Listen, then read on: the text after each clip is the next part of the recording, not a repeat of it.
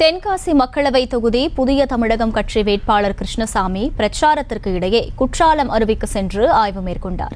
கூடுதல் விவரங்களை செய்தியாளர் மாரிமுத்து வழங்க கேட்கலாம். மாரிமுத்து, வணக்கம். முழு விவரங்கள் என்ன?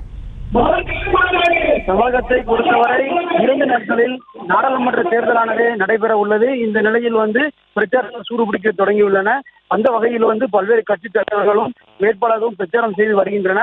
இந்த நிலையில் தென்காசி அதிமுக சார்பில் போட்டியிடும் புதிய தமிழகம் கட்சித் தலைவர் கிருஷ்ணசாமி தற்போது பிரச்சாரத்துக்கு இடையே குற்றால அருவியில் திடீர் ஆய்வு மேற்கொண்டார். அதாவது அருவிக்கரைக்கு சென்ற அவர் அங்கிருக்கக்கூடிய அருவிக்கரையில் உள்ள பாதுகாப்பு பணிகள் மற்றும் எவ்வாறு அந்த பணிகளானது இருக்கிறது, என்னென்ன தேவை என்பது குறித்து அவர் திடீர் ஆய்வு மேற்கொண்டார்.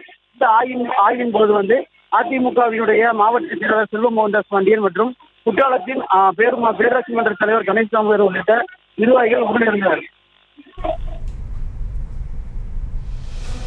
விவரங்களுக்கு நன்றி மாரிமுத்து. செய்திகளை உடனுக்குடனும் துல்லியமாகவும் தெரிந்து கொள்ள சப்ஸ்கிரைப் பண்ணுங்க.